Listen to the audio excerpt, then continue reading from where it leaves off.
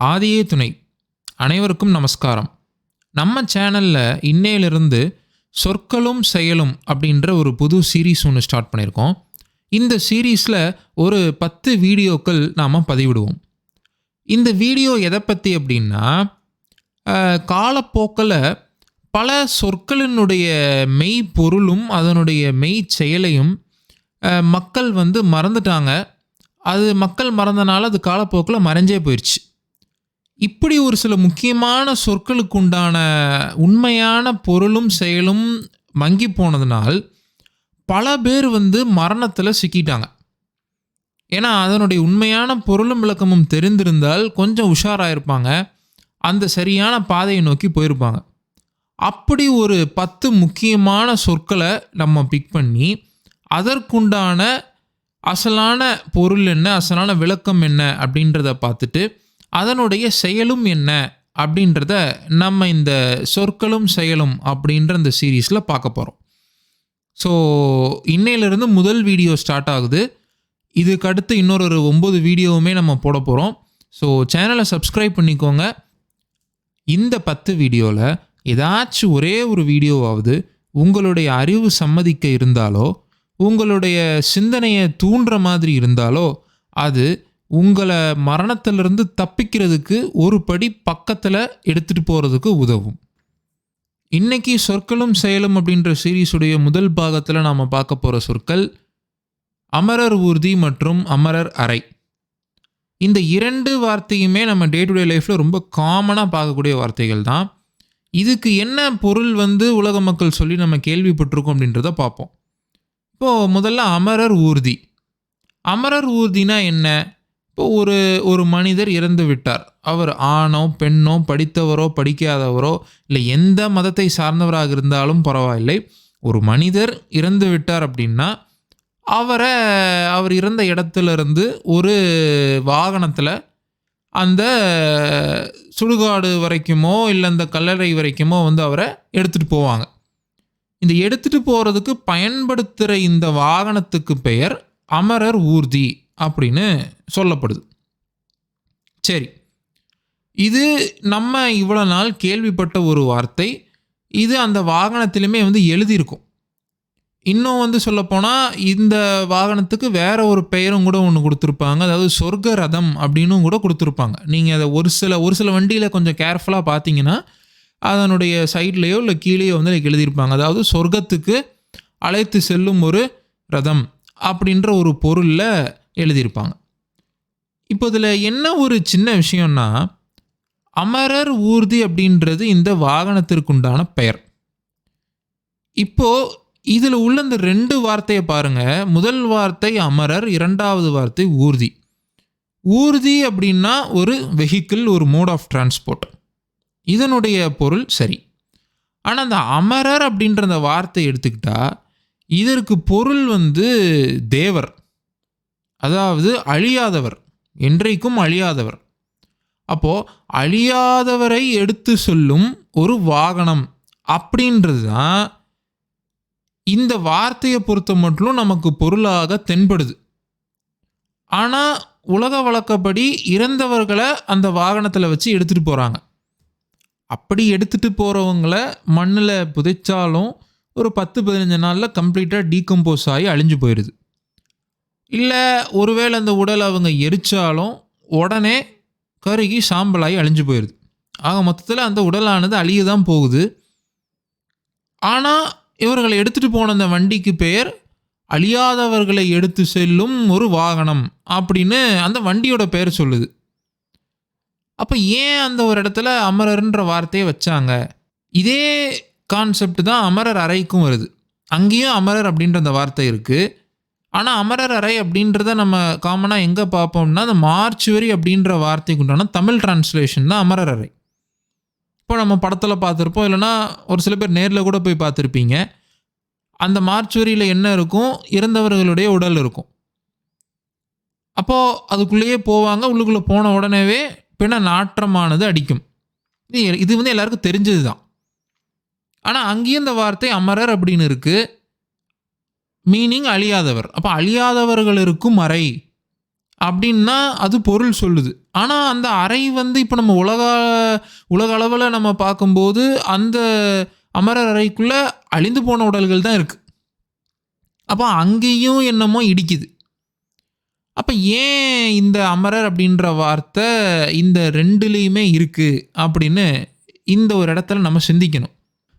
அப்படிலாம் பெருசாக ஒன்றும் இருக்காதுங்க. அழியாதவர், அழியா நிலை, அழியா உடல் இப்படின்ற கான்செப்ட்லாம் இருக்காது. இதெல்லாம் வந்து நம்ம பார்த்ததே கிடையாது. அது வந்து எதுக்காக வச்சுருந்துருப்பாங்கன்னா, ஒரு வேளை இறந்தவங்களுக்கெல்லாம் எல்லாருக்குமே வந்து அமரர் அப்படின்ற ஒரு பட்டத்தை கொடுத்துருப்பாங்க, அவ்வளோதான் அப்படின்னும் ஒரு சைடு யோசனை சொல்லும். ஆனால் இந்த வாதத்தை பார்க்கும் பொழுது ஸ்கந்தகுரு கவசம் அப்படின்ற ஒரு புகழ்பெற்ற பாடலில் முருகப்பெருமான்கிட்ட என்ன வேண்டுறாங்கன்னா, ஆறுமுக சுவாமி உன்னை அருட்ஜோதியாய் காண அகத்துள்ளே குமரா நீ அன்புமயமாய் வருவாய் அமரத்தன்மையினை அனுக்கிரகித்திடுவாயே அப்படின்னு முருகப்பெருமானிடம் வேண்டுறாங்க. அப்போ இதில் என்ன சொல்கிறாங்க அப்படின்னா, அகத்துள்ளே குமரா நீ அன்புமயமாய் வருவாய், நீ எனக்குள்ளே வரணும், நான் உன்னை தரிசிக்கணும் அப்படின்னு கேட்டுட்டு இந்த 3வது லைனில் முக்கியமான விஷயம் சொல்கிறாங்க, அமரத்தன்மையினை அனுக்கிரகித்திடுவாயே அப்படின்றாங்க. அப்போது அந்த அமரத்தன்மையினை நீ எனக்கு கொடுக்கணும், எனக்கு நீ அருளணும், நான் அழியாத நிலை அடையணும் அப்படின்னு இதில் கேட்குறாங்க. அப்போ இறந்தவங்க எல்லாருமே அமரர் தான் ஆக போகிறாங்க அப்படின்னா ஸ்பெசிஃபிக்காக அந்த ஒரு நிலையை முருகப்பெருமானிடம் கேட்க வேண்டிய அவசியம் இல்லையே. இப்போ இறைவனிடம் வந்து இதை வந்து கேட்டு இறைஞ்சி அழுது பாடுறாங்க, அமரத்தன்மையினை அனுக்கிரகித்திடுவாயே அப்படின்னு முருகப்பெருமான்கிட்ட கேட்குறாங்க. எனக்கு அந்த அமரர் நிலையை நீ கொடுக்கணும்ப்பா, நான் அமரர் ஆகணும், அழியா நிலை அடையணும் அப்படின்னு கேட்குற பொருள் தான் இந்த பாடலில் நமக்கு தெரியுது. அப்போ அதில் வந்து என்ன ஒன்று நமக்கு திட்டவட்டமாக விளங்குது அப்படின்னா, இறந்துட்டால் அமரர் பட்டம் அனைவருக்கும் சமம் அப்படின்றது கிடையாது. அது மேபி உலக அளவியலில் கொடுக்கலாம். ஆனால் அதுக்கு பின்னாடி உள்ள அந்த ஒரு அசலான விளக்கம்படி பார்க்கும் பொழுது அந்த அமரர் நிலையை எல்லாருமே இறைவன்கிட்ட வந்து கெஞ்சி வேண்டுறாங்க, அது வேணும் அப்படின்னு சொல்லி கேட்குறாங்க. அப்போ இதெல்லாம் வச்சு பார்க்கும்போது ஒருவேளை உண்மையிலேயே அந்த அமரர் எனப்படுகின்ற அழியா நிலை ஒன்று உண்டா அப்படின்றத இப்போ நம்ம பார்ப்போம். அருட்பெருஞ்சோதியாகவல்ல வடலூர் வள்ளல் பிரானவர்கள் ஒரு 2 வரியில் என்ன சொல்கிறாங்கன்னா, உயிருறும் உடலையும் உடலுறும் உயிரையும் அயர்வர காத்தருள் அருட்பெருஞ்சோதி அப்படின்னு சொல்கிறாங்க. இது என்ன பொருள் அப்படின்னா, அந்த முதல் லைனில் தான் முக்கியமான விஷயமே இருக்குது. உயிருறும் உடலையும் உடலுறும் உயிரையும். இது என்ன, இந்த உயிர் உடல் அப்படின்ற இந்த 2 வார்த்தையை தானே மாற்றி மாற்றி போட்டிருக்காங்க. இதுக்கு என்ன அர்த்தம் அப்படின்னா, இந்த ஃபஸ்ட்டு ஹாஃபை மட்டும் முதல்ல பார்ப்போம். உயிருறும் உடலையும், அதாவது உயிரை கெட்டியாக பிடிச்சிக்கிட்டு இருக்கிற உடல் அப்படின்னு சொல்கிறாங்க. இப்போ உயிரை வந்து உடல் பிடிச்சிருக்கா இல்லை உடலை உயிர் பிடிச்சிருக்கா? உயிர் இருந்தால் தானே உடல் வந்து இயங்க போகுது. ஆனால் இங்கே மாற்றி கொடுத்துருக்காங்களே, அதாவது உயிரை வந்து கெட்டியாக பிடிச்சிருக்கிறது உடல் தான் அப்படின்னு முதல் பாதியில் சொல்கிறாங்க. இதுக்கு என்ன அர்த்தம்னா, நம்ம குழந்தையா பிறந்து நம்ம ஒரு 80 வயசு 90 வயசு வரைக்கும் ஒரு சராசரியாக ஒரு மனுஷன் வாழ்கிறான்னா, இந்த ஒரு 80-90 காலம் நம்ம எல்லா உணவும் அருந்துறது எதுக்காக? நம்ம அந்த உடலுக்கு எந்த நோய் நொடியும் வந்துடக்கூடாதுன்றதுக்காக தான். ஏன், நோய் வந்ததுன்னா அது உயிரை பிரித்து விடும், மரணம் அடைஞ்சிருவோம் அப்படின்றதுனால சின்ன சின்ன ஒரு நோய் நொடிகள் வந்தாலும் வேகமாக ஒரு மருத்துவரை அணுகி நம்ம அந்த நோயை குணப்படுத்துகிறோம். நோய் வர்றதுக்கு முன்னாடியே அதற்குண்டான உணவுகள், காய்கறிகள், பழங்கள் இதெல்லாம் சாப்பிட்டு உடம்பை நல்லா ஆரோக்கியமாக வச்சுக்க முயற்சி செய்கிறோம். அப்போது உடலுக்கு ஒரு சின்ன துன்பம் வந்தால் அதை உடனே சரி பண்ண பார்க்குறோம். அந்த துன்பம் கொஞ்சம் பெருசாயிருச்சுன்னா உடல் பழுதடைஞ்சு உயிர் வெளியேறிடுது. அப்போ அந்த உடல் வந்து உயிரை பாதுகாக்குது, அப்போ உடல் ஆரோக்கியமாக வச்சுக்கணும் அப்படின்றத ஃபஸ்ட்டு ஹாஃபில் வேண்டுறாங்க. சரி, இப்போ செகண்ட் ஹாஃபில் தான் மெயினான விஷயம். செகண்ட் ஹாஃபில் என்ன சொல்கிறாங்கன்னா, உடலுறும் உயிரையும், உடலை கெட்டியாக பிடிச்சிக்கிட்டு இருக்கிற உயிர்ன்றாங்க. முதல் ஹாஃபில் தான் அப்படி சொல்கிறாங்க, செகண்ட் ஹாஃபில் இப்போ வந்து உடலை கெட்டியாக பிடிச்சிக்கிட்டு இருக்கிற உயிர்ன்றாங்க. அப்போ இந்த நிலைமை வந்து எப்போ நடக்கும் அப்படின்னா, அந்த சராசரி ஆயுட்காலம் முடிகிற இந்த கடைசி தருணம், அதாவது மரண தருவாயில் அந்த உயிரை பிடிச்சிட்டு போகிறதுக்கு யமன் வருவான். இது எல்லா நூல்கள்லையுமே இதை பற்றி போட்டிருக்காங்க. அப்போது அந்த உயிருக்கு ஒரு உடல் தேவை. அப்போது உடலை எதிர்பார்த்து அந்த உடலுக்குள்ளேயே தங்குறதுக்கு உயிர் எதிர்பார்க்கும்.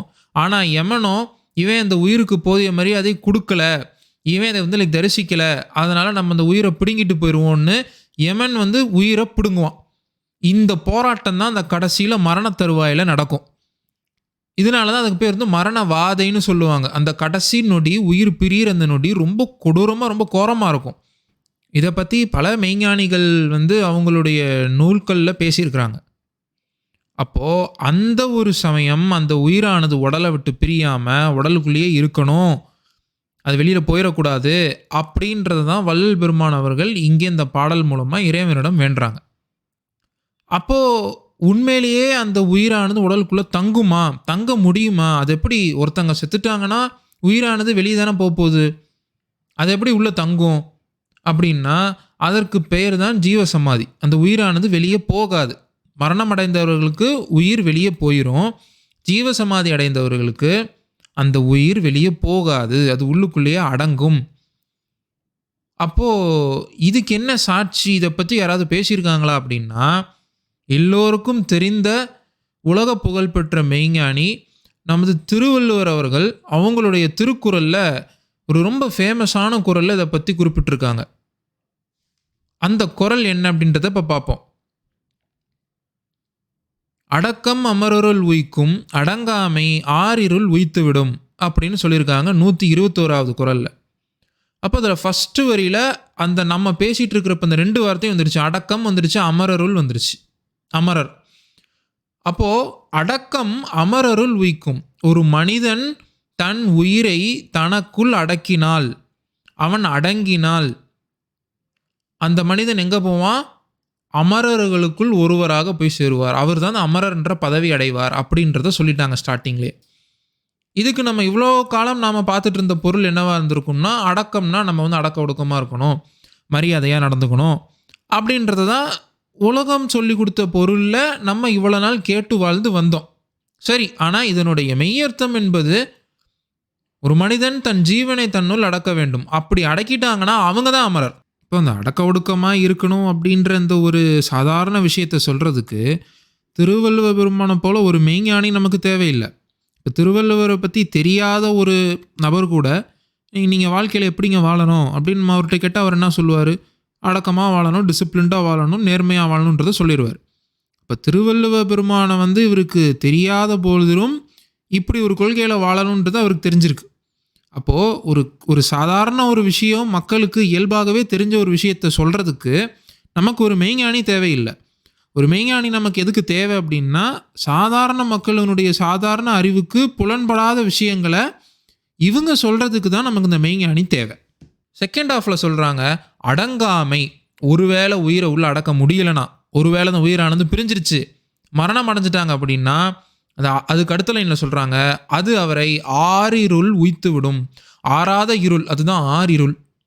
அப்போ அந்த ஆறாத இருள் அப்படின்றது எங்கே இருக்கும்? அது நரகத்தில் தான் இருக்கும். அப்போ உயிரை உனக்குள்ளே அடங்கிட்டன்னா நீ அமரர் ஆயிடுவப்பா, தேவர்கள் உலகத்துக்கு போயிடுவ, சொர்க்கபதி அடைஞ்சிருவ. ஆனால் உன்னுடைய உயிர் உனக்குள்ளே அடங்கவில்லை, யமன் வந்து கடைசியில் பிச்சு எரிஞ்சிட்டு போயிட்டான்னா ஆறாத இருளுக்குள்ளே அது ஒன்று தள்ளிரும், அதுதான் நரகம் அப்படின்னு திருவள்ளுவர் பெருமானவர்கள் இதை அன்னைக்கே சொல்லியிருக்கிறாங்க. அப்போ அமரர் அப்படின்னா யார்? உயிரை தனக்குள் அடக்கியவர், அவர்தான் அமரர், அவர்தான் அழியாதவர். அப்போது யார் ஒருவருடைய உடல்லிருந்து உயிரானது பிரியவில்லையோ அவங்க தான் அமரர். அப்போது இப்படி அமரர் நிலை அடைந்த ஒருவர் வந்து என்ன சாட்சி? அப்போ வந்து அழியாதவர்னா அவங்க வந்து எப்படி இருப்பாங்க அப்படின்னா, இந்த நிலையை அடைந்தவர்களுக்கு அவர்களுடைய உடல், அந்த தேகமானது அழியாது, மண் தீண்டாது. அதனால தான் அவங்களுக்கு அமரர் அப்படின்ற இந்த பெயர் வச்சுருக்காங்க.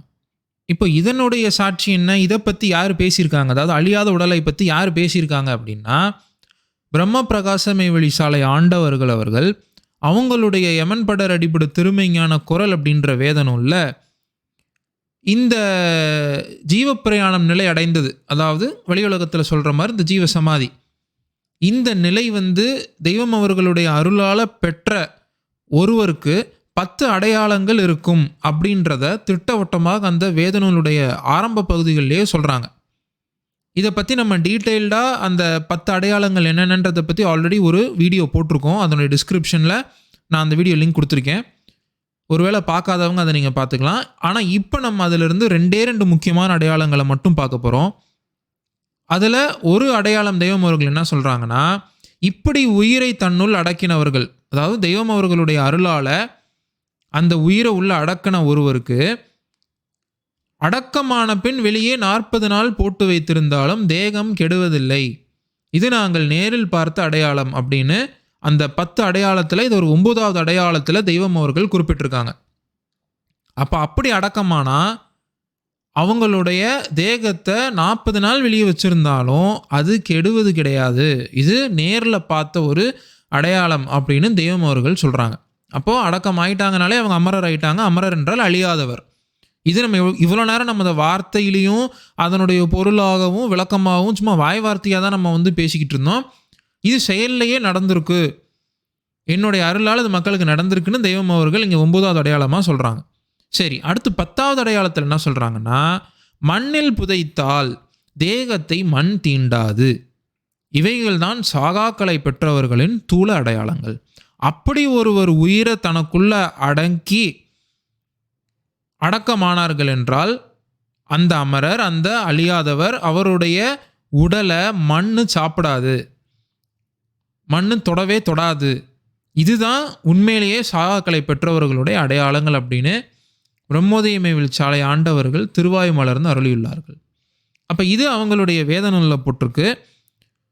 இதனுடைய செயல் என்ன? இது வேத நூல் இருக்குது, சரி, இது செயலில் நடந்திருக்கா, இந்த செயலை பார்த்ததுண்டா அப்படின்னா, ஒரு 15 வருடம் கழித்து மெய்வெளியை சேர்ந்த ஒரு அனந்தர் ஒருவருடைய உடல் அழியாமல் இருந்ததை இன்னொருத்தர் நேரில் பார்த்துருக்கிறார். அந்த பதிவையும் நம்ம இதுக்கு முன்னாடியே நம்ம சேனலில் போட்டிருக்கோம். ஒருவேளை அதை கேட்காதவங்க கீழே டிஸ்கிரிப்ஷனில் பார்த்து அந்த வீடியோவும் பார்த்துக்கலாம். அப்போது சாதாரணமாக ஒருவர் இறந்து விட்டார் அப்படின்னா அவரை மண்ணுக்குள்ளே போட்டால் மேக்ஸிமம் ஒரு 5 to 10 நாள் அந்த உடம்பு கம்ப்ளீட்டாக டீகம்போஸ் ஆகி அழுகி போயிடும். இது உலகம் தெரிஞ்சது, இது சயின்ஸ் ஒத்துக்கிட்டது தான். இது இப்போ நம்ம சொல்கிறது புதுசு கிடையாது. அப்படி இருக்கும்போது அதையே மாற்றி அமைத்து 15 வருடம், ஒரு நாள் 2 நாள் இல்லை, ஒரு வாரம் 2 வாரம் இல்லை, 15 வருஷம் கழித்து ஒரு அழியாத தங்க உடலை ஒருத்தர் நேரில் பார்த்துருக்கிறார். அப்படின்னா நம்ம இந்த படிக்கிற எல்லா விஷயமே அதனுடைய செயல் அப்படின்னு ஒன்று இருக்குது அப்படின்றது அதனுடைய அர்த்தம். இதனால தான் நம்ம தெய்வம் நம்மளுடைய வேத நூல்களுடைய அந்த முதல் பக்கத்திலேயே அருமையாக ஒரு 2 வரி கொடுத்துருப்பாங்க. அது என்னென்னா, தெய்வ மெய் ஆணையிற் கிளர்ந்த இந்த நூலில் செயலில்லாத வாசகமே கிடையாது. இப்படிப்பட்ட ஒரு 2 வரிகள் நான் சின்ன வயசுலேருந்து எத்தனையோ நூல்கள் படிச்சுட்டு வந்திருக்கேன். ஆனால் எதுலேயுமே இப்படிப்பட்ட ஒரு வரி பார்த்தது கிடையாது. தியரிட்டிக்கலாக சொல்கிறது ஒன்று, ப்ராக்டிக்கலாக சொல்கிறது ஒன்று. ஸோ தியரி அப்படின்றது வெறும் எழுத்தாளவும் சொல்லாளவும் தான் இருக்கும், அது ப்ராக்டிக்கலாக அது நடக்காது. ஆனால் ப்ராக்டிக்கலாக பார்க்குறது என்னென்னலாம் சொல்கிறோமோ அது செயலில் நடக்கும். அப்போ தெய்வம் அதில் எடுத்தோடனே என்ன ஒரு முத்திரை அடிக்கிறாங்கன்னா, தெய்வ மெய் ஆணையிற் கிளர்ந்த அந்த இறைவன், அவங்க தான் பரம்பொருள், அவங்களுடைய ஆணையில் கிளர்ந்த இந்த நூலில் உள்ள எல்லா வாசகத்துக்குமே ஒரு செயல் உண்டு, செயலில்லாத வாசகம் ஒன்று கூட கிடையாது அப்படின்றாங்க. அப்போ எத்தனை நாள் ஆனாலும் மண் தீண்டாது அப்படின்றது எங்கே இருக்குது? தெய்வம் அவர்களுடைய வேத நூலில் இருக்குது. அப்போ அந்த வாசகத்துக்கு ஒரு செயல் ஒன்று இருக்கணும்ல. அவங்க தான் முதல் பக்கத்திலே சொல்லிட்டாங்களே, செயலில்லாத வாசகமே இருக்காதுன்னு. அப்போ இந்த வாசகத்துக்கும் ஒரு செயல் ஒன்று இருந்தால்தான் இது அனைத்தும் மெய். அப்போது அந்த செயலும் நடந்தேறியது. அது ஒரு செயல் 2 செயல் இல்லை, அந்த மாதிரி பல வருடங்கள் கழித்து மண் தீண்டாத செயலை பார்த்தவர்கள் இன்றைக்கி மெய்வெளிச்சாலையில் எத்தனையோ பேர் இருக்காங்க. அப்போது அமரர் என்ற பதவி உண்டு, அழியாமை என்ற நிலை உண்டு, அழியாதவர்கள் உண்டு. இது இதுக்கு முன்னாடி உள்ள யோகிகள், ஞானிகள், சித்தர்கள் இவங்க தான் அடையக்கூடும்ன்றது கிடையாது. எல்லா மனுஷங்களாலேயுமே இதை அடைய முடியும். அப்படின்றதுனால தான் அந்த ஒரு மனிதர் இறந்து விட்டார்னா அவரை தூக்கிட்டு போகிற அந்த வண்டிக்கு பேர் அமரர் ஊர்தின்னு வச்சுருக்காங்க. இப்போ புரியும் நமக்கு ஏன் ஒவ்வொரு தடவையும் இந்த மனுஷன் இந்த வண்டியை பார்க்கும்போது அமரர் அப்படின்ற அந்த வார்த்தையை பார்த்ததுக்கப்புறம் இவன் சிந்திக்கணும், என்ன இந்த வார்த்தையில் அழியாதவர்னு போட்டிருக்கு, ஆனால் தூக்கிட்டு போகிறவங்க அழிஞ்சிட்டாங்களே, அவர்களுடைய உடல் இன்னும் கொஞ்ச நாள் அழிய போதே, அப்போ ரெண்டுக்கும் பொருத்தம் இல்லையேன்னு மக்கள் சிந்திக்கணும். இப்படி சிந்திக்கிறவங்களுக்கு மட்டும் இந்த மெய்ஞானம் போய் சேரும், அவங்க மரணத்திலிருந்து தப்பிச்சுக்கலாம் அப்படின்றதுக்காகத்தான் அந்த ஒரு வாகனத்துக்கு பெயர் அமரர் ஊர்தின்னு அந்த காலத்தில் வச்சாங்க. இதே தான் அந்த அமரர் அறையும். ஏன்னா மக்கள் இந்த இந்த மரணமில்லா பெருவாழ்வு அப்படின்றது அடைகிறது எல்லா மக்களுக்காகவும் தான், ஒரு குறிப்பிட்ட மக்களுக்கு மட்டும் இது கிடையாது. மனிதத்தூளம் எடுத்த அனைவரும் இதை அடையலாம், இதை அடைய வேண்டும், அதுதான் இறைவனுடைய விருப்பம். அதனால தான் அது இறந்தவர்களின் அறைன்னு கூட வைக்காம அமரர்களின் அறை அப்படின்னு சொல்லி வச்சிருக்கிறாங்க. ஆனால் அதனுடைய செயல் என்ன, அதை நம்ம எப்படி பெறுறது, நமக்கு அந்த நிலை வேணும், நம்ம அது மேலே நம்ம ஆசைப்படணும் அப்படின்றதையெல்லாம் மக்கள் தேடாமல் போய்விட்டதுனால் என்னாச்சு, இவங்களோட உயிரானது இந்த மரண தருவாயில் பிரிஞ்சிருது, இவங்க மரணம் அடைந்து விடுகிறார்கள். இதுதான் மரணத்துக்கும் ஒரு ஜீவ சமாதி அல்லது மெய்வழியில் சொல்கிற மாதிரி ஜீவ பிரயாணம் அப்படின்றதுக்கு உண்டான வேறுபாடு. அப்போ இப்படி உயிரை தன்னுள் அடக்கி அமரரானவரின் உடல் அழியாது, அவரே இறைவனடி சேர்ந்தவர். இதுதான் அமரர் ஊர்திக்கும் அமரர் அறைக்கும் உள்ள ஒரு உண்மையான விளக்கம், மெய்ஞானிகள் இறக்கி வச்ச ஒரு சூழ்ச்சிம பொருள். இதை நம்ம உணர்ந்துட்டோம்னா இனி நம்ம அந்த வண்டியையும் நம்ம அந்த இடத்தையும் நம்ம இனி அடுத்த நேரில் பார்க்கும்போது நமக்கு அந்த சிந்தனை வந்து போகும். அப்போ இதை நம்மளாலையும் முடியும், அதற்கு ஒரு செயல் ஒரு இடத்துல நடந்துக்கிட்டு இருக்கு. அப்போ அட்லீஸ்ட் இங்கே என்ன தான் சொல்கிறாங்க, இது எப்படி நடக்குது அப்படின்றத செவி கொடுத்து கேட்டு நம்மளும் மரணத்திலிருந்து தப்பிக்கிறதுக்கு ஒரு வாய்ப்பாக அமையலாம். எனவே இது நம்மளோட அறிவு சம்மதிக்கிற மாதிரி இருந்தால் இந்த விளக்கத்தை ஏற்றுக்கொள்ளலாம். இதே மாதிரி வேற ஒரு வார்த்தையினுடைய அசலான பொருளை அடுத்த சொற்களும் செயலும் அப்படின்ற பதிவில் நம்ம பார்ப்போம். அனைவருக்கும் நமஸ்காரம்.